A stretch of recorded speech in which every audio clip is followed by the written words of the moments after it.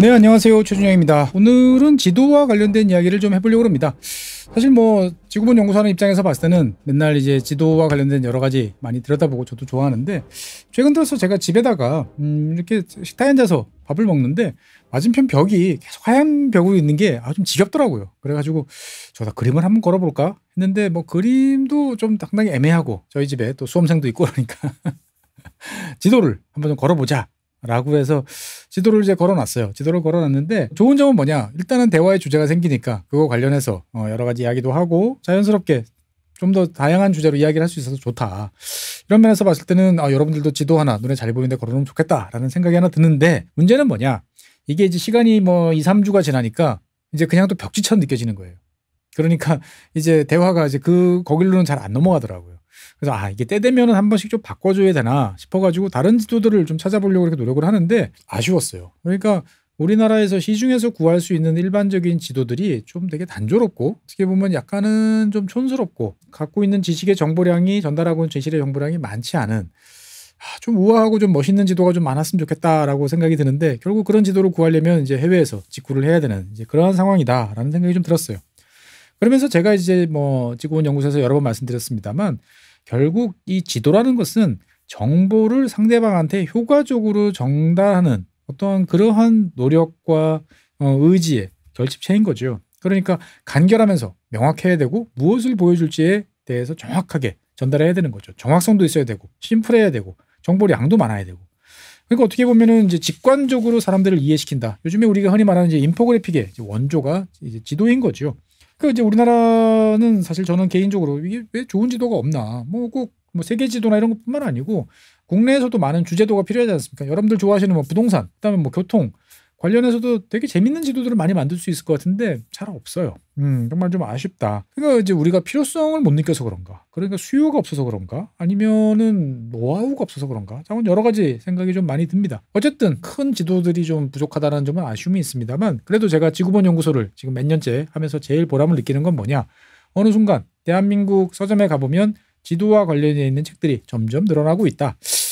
이거 뭐 제가 잘해서 그렇다고 이제 보기에는 좀 제 자랑인 것 같습니다만, 어떻든 간에 이만큼은 제가 좀 기여를 하고 있는 것 같습니다. 오늘 그래서 제가 한번 지도와 관련돼서 또 새로 재밌는 책이 나왔길래 갖고 나와봤습니다. 제가 갖고 나온 책 한 권 소개를 해드리려고 갖고 나왔습니다. 오늘 보여드리는 책은 눈에 보이지 않는 돈의 지도책.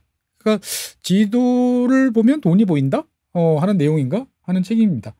어쨌든 그렇게 두껍지 않은 책인데 책 내용도 괜찮고, 그다음에 여러분들이 관심 가질 내용들도 많고 그래가지고 오늘 한번 소개를 해보려고 갖고 나와봤습니다. 사실 이 책은 어떻게 보면은 여러 가지 생각을 제가 되게 많이 들었어요. 그러니까 결국 그래, 지도라는 것은 돈하고 뗄래야 뗄 수가 없겠다라는 생각이 이 책을 보면서 많이 들었어요.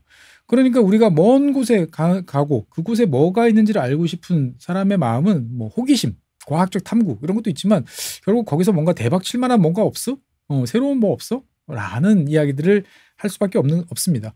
어릴 때 눈이 빨개지도록 들여다보던 이제 보물섬 같은 경우도 결국 지도를 둘러싼 여러 가지 이제 갈등 구조가 핵심이지 않습니까? 그러다 보니까 전통적으로 지도를 만드는 사람들은 지도에 대한 수요가 많은 곳 어딜까요? 돈 많은 나라의 중심지. 그렇죠. 금융 중심지에서 많이 살았다라는 것을 알 수가 있습니다. 그러니까 어떻게 보면 이제 이 책은 그러한 지도를 잘 보면 돈의 흐름이 있고 그 돈의 흐름을 다시 지도로 옮기는 이러한 것들을 이제 종합적으로 엮어낸 책이다라고 이제 볼 수가 있겠습니다. 그래서 뭐 요즘에 다들 이제 뭐 미장 투자, 그다음에 해외 투자 많이 하시는데 글로벌 투자를 위한 뭐 지침서라고도 생각을 하는데, 그거보다는 훨씬 더 교양 있고 어떻게 보면 고급 지식을 많이 전달한다라고 저는 생각을 합니다. 이런 책은 사실 만들기가 되게 어렵습니다. 왜 그럴까요? 지도 한 장에 들어가야 될 내용을 정리하고 집어넣는 것만 해도 쉽지 않습니다. 정말로. 논문 한 권이 지도 한 권이 그냥 지도 한 장에 들어가면 끝이에요. 그런데 그런 지도를 가지고 한 권의 책을 만든다라고 그러면 개인이 할 수는 잘 없어요. 그래서 저도 이게 도대체 누가 이런 무지막지한 일을 했을까라고 이제 생각을 해봤는데, 이게 참 사람들이 원하면 간절히 원하면 이루어진다라는 것들을 보여주는 것 같아요. 이 저자는 이제 2010년에 이제 유학 원래 폴란드 사람인데 이제 영국에서 이제 공부를 하다가, 영국은 당연히 이제 금융이 발달한 지역이니까 금융과 그다음에 영국 대학 곳곳에 걸려 있는 이 지도를 잘 연결시키면 뭔가 재미있는 콘텐츠가 만들어지지 않을까 라고 생각을 했습니다만 역시나 이분도 여기저기 물어보니까 야, 너 돈 있어? 그거 너 혼자 할 수 없어 라는 이야기를 듣고 이제 꿈을 접은 거죠. 돈이 되게 많이 드는 작업이다 라는 것을 깨달았는데 그래도 포기하지 않고 꾸준하게 계속 여기저기 지원을 요청하다 보니까 2016년에 EU에서 지원하는 이제 시티넷이라는 이제 프로그램이 있습니다. 여기에 이제 선정이 되면서 EU에서 제공하는 이제 지원금을 토대로 이런 작업을 할 수 있게 된 거죠. 그래서 이 책은 쭉 들여다보면 단순한 지도책이라기보다는 글로벌 금융과 관련돼 있는 공간 정보를 집어넣은 지도도 있고 그다음에 그것을 인포그래픽으로 변환시켜서 집어넣은 자료들도 있고 각각의 다른 분야의 전문가들 수백 명이 모여서 뒤에서 보면은 그래서 참여한 사람들 이름이 쭉 나옵니다. 수백 명이 모여가지고 한 12,000시간 정도를 작업한 결과다라고 이제 볼 수가 있습니다. 그러니까 우리가 흔히 말하는 집단지성이라는 것이 잘 드러난 그런 책이다라고 이제 볼 수가 있는 거죠. 그래서 이렇게 멋들어진 옛날 지도부터 최신형 인포그래픽 지도까지 다양한 지도들이 많이 포함이 되어 있다라고 볼 수가 있겠습니다. 그래서 이 책은 앞서 말씀드렸지만 금융이라는 사항을 중심에 놓고 봅니다. 금융은 결국 돈의 흐름이고 그 돈이 어디서 나와서 어떻게 흘러가는지 그리고 그 돈의 흐름과 관련돼서 어떤 주체들이 있는지를 추적하는 게 금융이다라고 보면 이러한 금융과 관련된 정보들이 시각화되고 그것이 가능하다면 공간 정보랑 연결시키면서 지도에 녹여내는 그러한 이제 작업이다라고 볼 수가 있는 거죠. 그래서 보통 이런 지도책 보면은 뭐 뻔한 것 같아. 옛날에 뭐 옛날 지도도 나오고 그다음에 유럽 지도 좀 나오고 그다음에 이제 뭐 현대 지도 좀 나오고 뭐 그거 끝 아니야? 이렇게 생각하시는 분도 계신데 그렇지는 않습니다. 되게 전형적이지 않은 그런 내용을 많이 담고 있다라고 이제 말씀드리겠고요. 전체로 보면은 이제 한 챕터가 8개 정도 되고 각 장별로 10장씩 지도가 있어요. 그러니까 총 80장의 지도로 세계의 돈의 흐름을 이제 보여주는 그러한 책이다라고 이제 보시면 되겠습니다. 그래서 지도만 덜렁 나오면 사실 이해하기 되게 어려워요. 그런 책들도 종종 있습니다. 좋은 책이긴 한데 배경 지식이 없으면 되게 이해하기 어려운 책들 많은데 이 책은 그렇진 않아요. 지도가 보통 2페이지에 걸쳐 1페이지 반 정도에 걸쳐 있고 나머지 빈 공간에 충분한 양의 정보들이 전달이 되다 보니까 쭉쭉쭉 읽어보면 지도만 봐도 되고 아니면 글만 봐도 되고 둘 다 보면 제일 좋은 하지만 어쨌든 보시고 싶은 만큼 편하게 보시면 된다라는 그런 책이다라고 말씀드릴 수 있겠습니다. 그래서 이 책은 뭐 역사부터 시작을 해가지고 그 다음에 이제 뭐 투자 그 다음에 뭐 돈이 몰리는 도시 등등에 관한 여러 이야기를 하는데 한번 뭐 앞에서부터 가볍게 한번 살펴보죠. 사실 이제 금융과 관련된 이야기를 하다 보면 쭉 거슬러 올라가면 우리가 항상 로마, 뭐 그리스 때까지 가는데 이 책은 상당히 재밌는 시도를 하고 있어요. 그러니까 로마의 세력권이 어디까지 뻗었는지를 그게 무슨 국경선을 막 그린 뭐 군사 지도가 아니고 로마의 금화, 로마 때 만들어진 주화들이 어디서 발견됐나를 따져가지고 그 지역을 가지고 한번 로마의 경제권을 표시하는 지금 화면에 보이시는 이런 지도를 작성을 해보는 거죠. 생각해보면 그래 충분히 가능해. 우리나라에도 저 경주에 가보면 여러분들 경주 박물관에 가보시면 이건 페르시아산 아니면 이것은 뭐 유럽산 로마산 무슨 유리 제품 이런 것도 있는 것처럼 교육을 했죠. 그런데 이제 그러한 교육뿐만 아니고 로마 돈이 많이 묻힌 곳을 쭉 나열하다 보니까 지금 화면에 보시는 것처럼 자연스럽게 로마의 경제권이 어디인지를 보여주는 거죠. 100마디 말보다 이런 한 장의 지도가 훨씬 역사를 잘 보여준다라고 볼 수도 있고요. 그다음에 저는 이제 이 지도가 상당히 마음에 들었어요. 이게 사실 뭐 많은 복잡한 내용을 담고 있는 지도는 아니에요. 그런데 이 저자가 스코틀랜드죠. 이제 글래스고 대학에 갔는데 글래스고 그리고 이제 뭐 대학 등등을 쭉 다니다 보니까 고풍스럽고 멋들어진 글래스고는 되게 멋있는 동네입니다. 건물들이 되게 많은 거예요. 그런데 이 저자는 이걸 쭉 보고 누가 이 건물을 짓는데 돈을 냈나라는 것들을 보면서 누굴까 궁금하다 찾아보기 시작을 합니다. 찾아보다 보니까 그 돈을 낸 사람들 상당수가 노예 무역과 관련돼 있는 여러 가지 일에 종사했던 사람이다라는 것들을 알게 됩니다. 그러면서 이 글래스고의 과거에 존재했던 기업이나 개인들이 노예 무역과 관련돼서 어떠한 일을 했고 그 당시에 어떤 경로로 돈, 사람 이런 것들이 이제 교육이 됐는지를 그려본 거죠. 그러니까 글래스고라는 동네에 있는 건물과 저 먼 곳에 있는 북아메리카, 아프리카 이런 지역을 연결하는 큰 작업들을 이제 표시를 한 거죠. 야, 이게 지도로 이런 게 되는구나라는 생각도 들고 한편으로 보면 과거에 돈 잘 벌었으니까 뭐 지금은 뭐 상관없어가 아니고 과거에 대해서 또 반성까지 이런 식으로 할 수도 있구나. 라는 생각도 좀 많이 들었습니다. 그러면서 이제 이 책은 단순한 지도책이 아니고 인포그래픽도 많이 들어있다라고 그러는데 우리가 이제 최근에 이제 제일 많은 관심을 가져야 될 나라는 어딜까요? 당연히 미국이죠. 미국은 뭐 여러분들 돈이 많이 가 있으니까 대한민국 뭐 분들이 많이 투자하는 그런 미국과 관련되어 있는 내용들도 여기저기 많이 있는데 사실 이제 미국이 뭘 잘해서 그렇게 돈을 많이 버느냐라고 하는 여러 가지 이야기가 있습니다만 여기서 보면 최소한도 이 금융과 관련된 연구 실적이 미국이 압도적이라는 것도 잘 보여주고 있습니다. 그러니까 금융과 관련돼서 새로운 이론이라든지 무슨 검증을 한다든지 뭔가 설명을 하는 그러한 논문과 연구는 미국이 압도적이다라고 이제 보여지는 거죠. 그러니까 그런 걸 토대로 봤을 때 어떻게 보면 메이드 인 USA라는 것은 단순한 제품이라기보다는 금융과 관련된 지식, 그거와 관련된 정보 이런 것들을 미국이 압도적으로 많이 생산하고 있다라는 점들을 보여주면서 미국이 누가 뭐래도 중심지구나라는 것들을 새삼스럽게 알게 됩니다. 당연히 노벨상 이야기도 나오는데 이 저자는 여기에 대해서 그냥 소개하고 끝나는 게 아니고 그건 좋은데 문제는 뭐냐? 미국에서도 주로 이런 금융과 관련된 연구 활동들을 하는 사람들은 대부분 남성, 백인 쪽에 너무 좀 치우친 거 아닌가라는 어떻게 보면 좀 균형을 좀 잡았으면 좋겠다라는 이야기도 하고 있습니다. 그러면서 이제 이 장으로 넘어가면 이제 이 돈들이 세계를 어떻게 움직이는지에 대한 이야기를 하는데 되게 되게 반가운 게 방금 이지도입니다. 이지도 같은 경우는 제가 과거에 이제 작년 상반기에 제가 한번 말씀드렸던 것 같은데 송금 그러니까 한 나라에서 다른 나라에 가서 일을 해서 고향에 있는 가족들한테 돈을 보내는 거를 이제 송금이라고 그러죠. 근데 이 송금이 이제 어느 나라가 제일 많이 하느냐, 어느 나라로 많이 가느냐 등등에 대해서 이야기를 그때 했었습니다. 그래서 뭐 멕시코, 그다음에 뭐 인도 이런 얘기를 많이 했는데 이런 것들을 이제 이렇게 시각적으로 잘 보여주고 있는 거죠. 그러니까 되게 이제 반가웠다라는 생각도 많이 들고 그러면서 이제 어느 나라 사람들이 해외에서 일을 많이 하는구나 금방 이제 볼 수가 있겠습니다.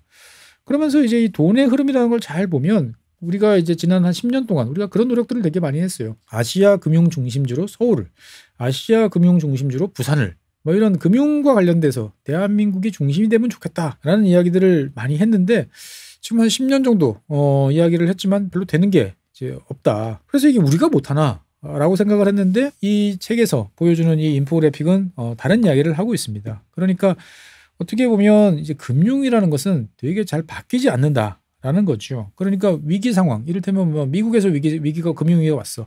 영국이 요즘에 금융이 되게 안 좋아. 라고 한다고 하더라도 이 사람들이 그리고 이 기관들이 다른 곳으로 쉽게 떠나지는 않는다라는 거죠. 그러니까 한 번 만들어진 금융 중심지는 되게 수명이 길다. 그러니까 뒤집어 말하면 우리가 의지를 갖고 서울이나 부산을 새로운 금융 중심지로 만들겠다라는 것은 뭐 의욕 자체는 좋지만 현실적으로 매우 어렵다라는 것은 알고 추진해야 하는 것이 필요하겠다라는 생각이 새삼 들더라는 거죠. 그러니까 어떻게 보면 금융 중심지라는 거는 멋들어진 건물, 고소득 직종 이런 것들 많지만 제일 중요한 것은 돈을 돈으로 번다는 거에 대해서 거부감이 없어야 되고 그 다음에 자유로운 아이디어가 세금만 납부하면 문제없이 통용이 될 수 있어야 되고 뭔가 사람의 생각이 말랑말랑하고 자유롭고 그 다음에 많은 사람들이 보다 편하게 안전하게 드나들 수 있는 곳인데 그러한 여건을 다 갖춘 곳은 제한적이고 그런 지역들이 기득권을 상당히 누리고 있구나라는 점도 이제 볼 수가 있겠습니다. 그러다 보니까 실제로 이제 이런 돈들을 가지고 우리는 어디다 투자를 하면 좋은가에 대해서 항상 끊임없이 갈등을 하게 됩니다. 뭐 시드머니를 만들면서도 고민하고 시드머니를 만들고 나면 더 고민하고 A라는 곳에 투자를 해서 돈을 벌고 나면 그 다음에 어디다 투자해야 되지 또 고민을 하게 됩니다. 역사적으로 봤을 때 이 책에서 제시를 해주면 가장 안전하고 수익률이 높은 것은 뭐냐라는 것들을 이렇게 보여줘요.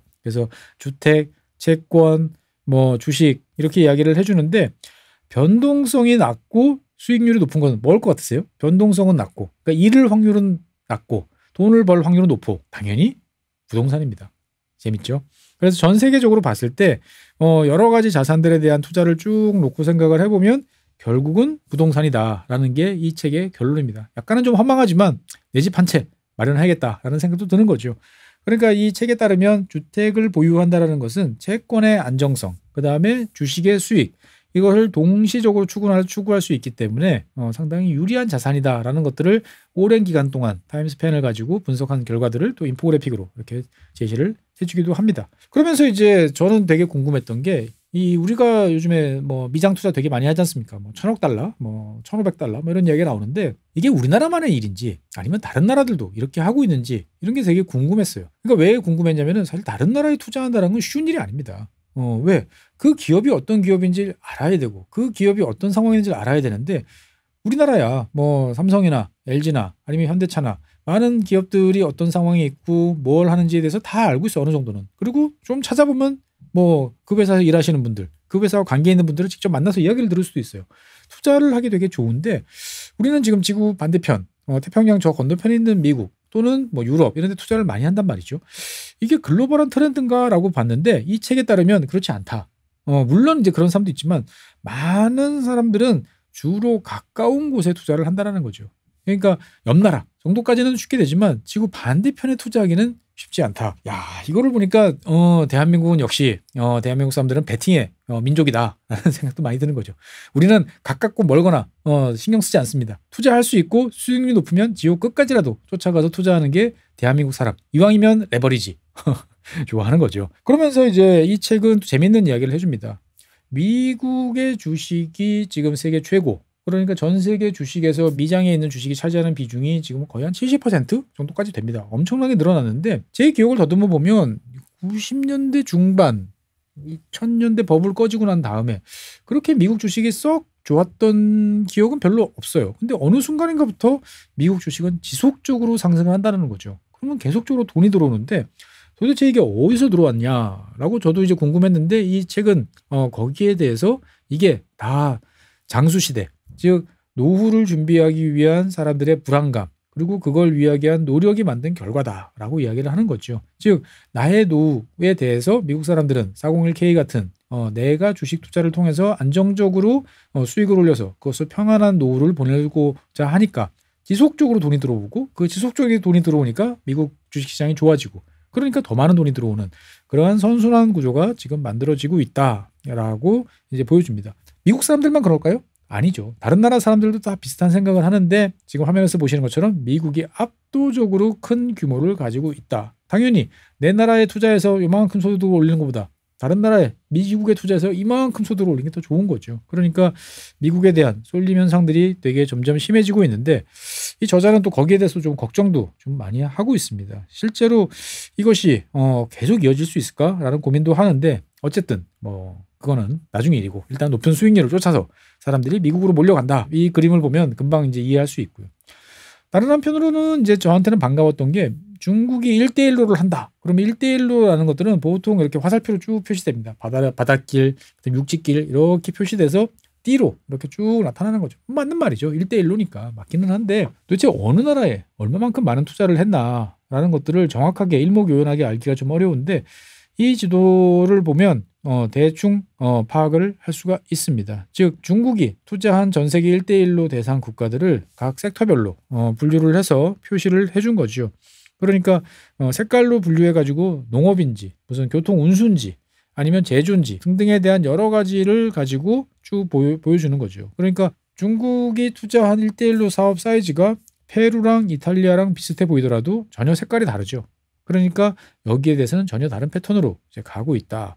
가장 다양하게 투자하는 섹터는 어딘가라고 보면은 싱가포르이라는 점도 알 수 있습니다. 즉 어떻게 보면은 그 돈이 중국 돈이라는 타이틀을 달고 다시 해외로 갈 가능성보다는 싱가포르 자금이라는 돈으로 다시 위장을 해서 다른 나라로 갈 가능성이 높겠죠.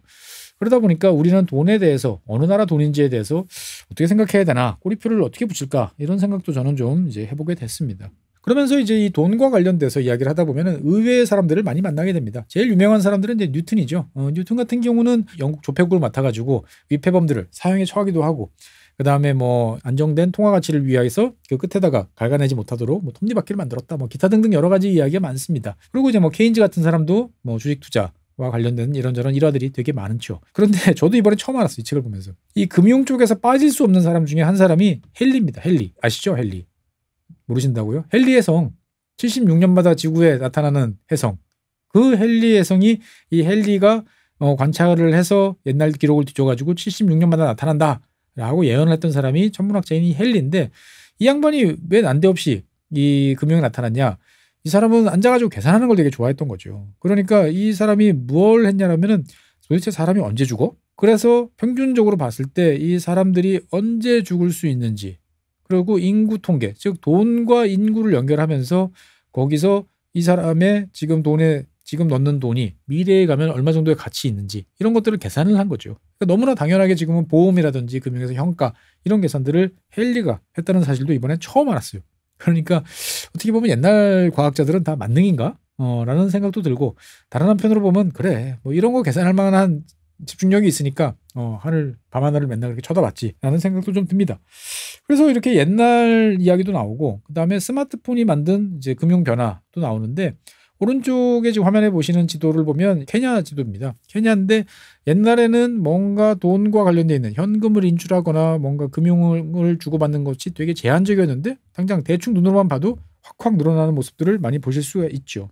그러니까 아프리카처럼 뭔가 기반 시설이 약한 지역일수록 첨단 기기가 오히려 더 빠르게 작용할 수 있고 사람들이 쉽게 받아들인다라는 점들도 금융을 통해서 우리한테 이제 보여준다라고 이제 볼 수가 있고요. 저는 이것도 되게 재밌었어요. 비트코인 지금 가격이 참 많이 올랐습니다. 비트코인 이야기하면 속이 많이 상한데, 예전에 이제 뭐 한 400만 원 하던 게 지금 이제 1억, 억대를 이제 호가를 하고 있는데, 뭐 더 오른다 이런 이야기도 많이 나오죠. 뭐 1억 몇천 뭐 이야기가 나오는데, 그거는 이제 사는 거고, 채굴은 누가 제일 많이 하느냐, 아주 명확하게 이야기를 합니다. 중국이 압도적으로 많더라고요. 중국, 그다음에 아시아 국가들 여러 나라들이 쭉 이제 가는데, 의외의 나라가 이제 카자흐스탄, 이런 나라들이 상당히 많고, 뭐 카자흐스탄은 뭐 그럴 수 있다 쳐요. 근데 말레이시아가 이 비트코인에 대해서도 되게 진심이구나라는 점들도 상당히 재미있습니다. 그래서 뭐 유럽에서는 당연히 러시아, 미국에서는 아메리카 대륙에서는 미국, 뭐 이렇게 되고, 그다음에 재밌는 점은 중동 아프리카에서 누가 열심히 이 비트코인 채굴을 하느냐라고 보면 이제 이란이 또 많이 채굴을 합니다. 그러니까 본인의 화폐 가치에 대해서 신뢰할 수 없는 나라다라고 생각하면 이런 식으로 돈을 벌려고 노력하는구나라는 점도 되게 재미있습니다. 그래서 이런 돈들이 이제 어디로 가느냐를 이제 보고 있으면, 요즘에는 다 조세 피난처라고 하는 이런 곳에 많이 갑니다. 텍스 헤븐이라고 그러죠. 세금 안 내는 돈이 가는 곳이 결국 텍스 헤븐입니다. 그래서 여러분들이 뭐 내가 죽고 나서 하늘에 가면 뭐 내가 버린 키보드들이 나를 반겨줄 것이다, 내가 던져버린 마우스들이 나와서 반겨줄 것이다, 이런 얘기 나오는데, 어쨌건 그런 천국에 간 돈들이 이제 뭘 하느냐, 영국의 땅을 삽니다, 다시. 그러니까 이 지도는 영국 시내, 런던이 엄청 비싸잖아요. 그 비싼 땅 중에서도 비싼 땅을 도대체 어느 나라 사람들이 사느냐를 따져보니까 결국은 조세 피난처에 있는 그런 돈들이 사더라라는 점들을 이제 보여주는 거죠. 그러니까 어떻게 보면 참 조세 피난처라는 것들은 가진 사람들만의 이 뭔가 그들만을 위한 리그다라고 생각이 드는데, 사실 이런 돈들이 돌고 돌아서 다시 내가 사는 동네에 집을 사고 내가 사는 동네 땅을 사면 집값이나 땅값을 올리겠죠. 그러니까 이거는 참 여러 가지로 생각할 것이 많겠다라는 점들도 이런 식으로 생생하게 잘 보여준다라고 이제 볼 수가 있겠고요.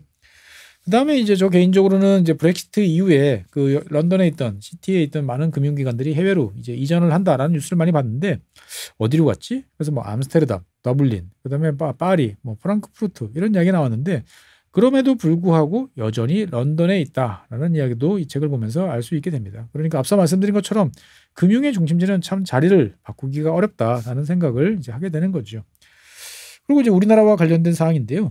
지금은 이제 이 단어가 약간은 좀 식상해졌지만, 몇 년 전에 이제 핀테크라는 단어들이 되게 많이 인기를 끌었습니다. 그래서 뭐 카카오라든지 아니면 토스라든지 이런 여러 가지 핀테크 기업들이 많이 등장을 했고 각광을 받았는데, 전 세계적으로 봤을 때 대한민국의 핀테크 산업은 뭐 규모가 작지는 않습니다만, 그렇다고 두드러지게 큰 것도 아니다라는 점들을 알 수 있는 거죠. 당장 아시아 국가들만 봐도 서울이 표시되어 있습니다만, 중국, 뭐 베이징, 상해는 물론이고, 중국 같은 경우는 이제 센젠이라고 하는 선전 지역까지 합하면 여러 개의 지역들이 지금 포함되어 있어요. 그러니까 이게 중국이란 나라를 단순히 물건을 싸게 만드는 나라라기보다는 여러 가지 분야에서 할 수 있는, 돈 되는 것은 뭐든지 다 자기네 덩치를 이용해서 잘하는 나라다. 우리는 과연 어떻게 해야 되나, 이런 생각도 좀 들게 되더군요. 결국 이제 그리고 이제 금융에 대해서는 금융이란 건 항상 붐과 버스트, 즉 버블이 만들어졌다가 터지는 과정을 이제 쭉 보여주는데, 도대체 어느 지역에서 제일 많이 터졌나, 이것도 궁금하지 않으세요?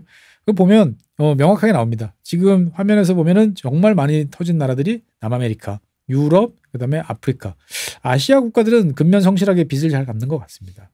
그러면서 이 지도를 통해서 보면은 좀 희미하면 옛날, 그다음에 좀 지나면 요즘, 이렇게 보여지는데, 어떻게 보면은 이제 사고가 나던 지역에서 계속 난다라는 그러한 것들을 이제 보여줄 수 있는 지도인 것 같습니다. 그래서 이런 금융위기가 이제 벌어지는 것도 중요하지만, 금융위기가 벌어지고 난 다음에 사회는 많이 바뀐다는 것을 우리는 1997년 IMF를 통해서 많이 느낍니다. 그 전에 대한민국 사회와 지금의 대한민국 사회는 많이 바뀌었는데 미국에서도 그러한 결과가 나타나는 것을 이 지도는 보여줘요. 그러니까 정작 미국에서 금융과 관련된 위기는 어디서 터졌죠? 주로 이제 뉴욕이나 이런 지역에서 터졌고 주로 대도시 지역에서 여러 가지 문제들이 발생을 했어요. 그런데 정작 별로 금융과 관련이 없는 동네들이 오히려 더 큰 피해를 보더라. 즉 캘리포니아주와 미시간주를 비교를 해보니까 금융혁신 이런 걸 통해 가지고 많은 돈을 끌어다 쓰고 사고의 원흉이기도 하고 여러 가지 문제를 일으켰던 캘리포니아주는 금방 회복하고 잘 나가요. 근데 오히려 근면성실하게 사람들이 일하고 물건 만들고 했던 미시간주 같은 경우는 크게 손실을 보고 그 회복에서 훨씬 늦어지더라라는 걸 보면 이 금융위기라는 것은 결국은 이런 거를 몇 번 반복하면 지역의 격차가 매우 커질 수 있겠구나라는 점도 직관적으로 이 책을 보면 알 수 있게 됩니다. 그러면서 이제 금융위기 과정에서 이제 이 유럽이 얼마나 망가졌는지에 관한 사항들도 지도로 잘 보여주고 있어요. 그러니까 무슨 말이냐면 우리나라 같은 경우는 지자체들이 돈이 없으면 지방채를 발행합니다. 근데 지방채를 발행할 때는 되게 까다로운 조건을 걸어요. 즉 함부로 발행할 수가 없습니다. 그리고 칼같이 갚아야 돼요. 그런데 유럽 같은 경우는 지방채 발행이 비교적 좀 쉽고요. 그다음에 지자체들이 보유하고 있는 돈을 여기저기 좀 더 높은 이자를 주는 곳에 맡기는 것도 좀 수월합니다. 그러다 보니까 그런 이제 지자체의 돈을 놀린 여러 가지 금융 기법들도 많이 발송화되는데 문제는 이제 이런 식으로 좀 더 이자 좀 더 받겠다고 가다가 투자를 했는데 망하면 그 지자체가 이제 큰 피해를 보는 거죠. 그래서 실제로 보면 2008년, 2010년까지 이어졌던 유럽의 금융위기가 유럽을 어떻게 힘들게 만들었는지를 이 지도가 잘 보여주는 거죠. 지금 화면에 보이시는 것은 프랑스의 이 지역들 중에서 여러 가지로 리스크가 있던 그런 지역들을 표시한 건데 2005년 이후에 그러니까 2008년 글로벌 금융위기 일어난 다음부터 어떻게 나요? 훨씬 많은 지역들이 여러 가지로 힘든 길을 걷게 된다라는 것을 알 수 있습니다. 즉 금융위기라는 것은 단순히 기업, 그다음에 금융기관 이런 데만 어려운 것이 아니고 화면에 보는 것처럼 지자체들까지도 어렵게 되면서 결국은 그 지자체에 기대서 살고 있는 많은 평범한 사람들이 더 어려워질 수도 있겠구나라는 것들도 이런 식으로 잘 드러나는 거죠. 그러니까 우리나라 같은 경우에서도 보면 시대별로 이러한 좀 지도들이 잘 나오면 저 지자체는 돈을 많이 끌어다 썼네. 그런데 그럼에도 불구하고 경제 성장, 지역에서의 일자리 이런 것들이 많이 성장했어. 그러면 어느 지역은 빚을 잘 내서 성장을 잘했고 어느 지역은 빚을 냈는데 성장을 못하고 어느 지역은 빚을 안 내고 그나마 나쁘지 않게 성장을 하는 이런 것들을 좀 잘 보여주는 지도가 우리나라에 있으면 참 좋겠다라는 생각이 드는데 여러분들께서 한번 만들어주시면 대단히 좋을 것 같습니다. 그리고 이제 거의 뒤쪽으로 가면 아까 말씀드렸던 조세 회피처와 관련된 이야기가 나옵니다. 그래서 우리가 보통 조세 회피처 그러면은 다 카리브해 멋들어진 섬, 그다음에 요트 이런 건 생각을 하는데 실제로 그런 지역들도 있습니다만 이 조세 회피처라는 것은 아일랜드라든지 룩셈부르크, 네덜란드, 스위스 이런 지역으로 다른 나라 우리가 봤을 땐 멀쩡한 나라 쪽으로도 가면서도 이제 많은 돈이 세금을 피해서 여러 가지로 간다라는 점들도 이렇게 간단 명료하게 보여줍니다. 여기를 잘 보면은 이제 대한민국도 있어요. 그러니까 대한민국 돈이 어디로 가지 째려보시면 검은 돈이 어디로 가는지도 좀 나오는 것 같습니다. 실제로 이제 이 책은 이제 이러한 이제 이걸 꼭 세금 탈루라기보다는 기업들이 적은 법인세를 내려고 그러니까 법인세율이 낮은 지역 그러니까 대표적으로 아일랜드 같은 지역으로 많이 간다라고 이제 이야기를 하는데 이제 트럼프 대통령이 취임한 이후에 이게 계속 유효될지 모르겠습니다만 전 세계적으로 한 15% 정도의 이제 법인세율을 최소한 부여를 하자라고 했는데 실제로 그렇게 되면 이 그림은 좀 바뀌지 않을까라는 생각도 좀 들게 됩니다. 어떻든 이 80장의 지도 중에서 몇 가지 지도를 가지고 좀 이야기를 해봤는데 저는 여러분들께서 꼭 돈이나 투자가 아니더라도 내가 가지고 있는 지식, 내가 사람들한테 뭔가 설명해야 되는 주로 사무직 노동자들은 결국 글로 사람들을 설득하고 이야기를 해야 되는데 단순히 글뿐만 아니고 도표라든지 특히나 이런 다이어그램 이런 것들을 좀 잘 썼으면 좋겠어요. 그러니까 상황을 이해시키는 데는 딱딱한 숫자보다는 그림과 직관적인 뭔가 시각적인 효과가 매우 중요하다라는 생각을 이 책을 보면서 저는 다시 하게 됩니다. 그래서 우리나라의 관점을 잘 표현하는 책들이 좀 나왔으면 좋겠다라는 생각이 들어요. 몇 권 책들이 나와서 저한테도 제 손에 들어왔는데 제가 소개하기에는 조금 좀 아쉽고 좀 부족한 면들이 있다. 그래서 최근 들어서는 이제 AI를 통해서 여러 가지 분석도 쉽고 시각화도 잘 되니까 좀 관심 있으신 분들께서는 한번 내가 도전해 보겠어 라는 마음으로 지구본 연구소를 좀 도와주시면 좋지 않겠나 싶습니다. 결국 이 책은 여러 가지 이야기를 쭉 합니다. 그래서 돈으로 본 세계 살 수도 있고요. 돈으로 본 뭐 지구본일 수도 있고 아니면 내 돈 어디로 가나 등등에 관한 여러 가지 타이틀을 붙여가면서 이야기를 할 수도 있지만 어쨌든 투자를 위한 좋은 친구다라는 생각도 들고요.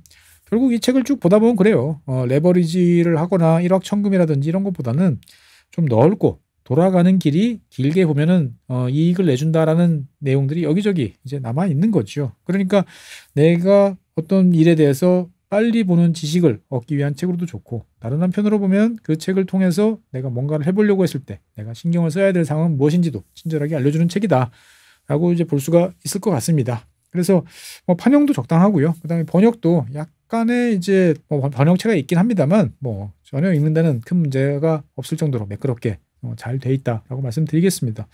그래서 여러분들께서 한 권 놓고 내 돈이 어디로 가고 있는지 그 흐름을 알고 싶고 어떤 나라에 투자하고 싶으면 조금 더 관심을 가지고 잘 지켜보시면 좋을 것 같습니다. 그래서 새해에는 좀 더 많은 책을 소개시켜드리면서 전 세계를 보는 눈을 좀 더 키우는 한 해가 됐으면 좋겠습니다.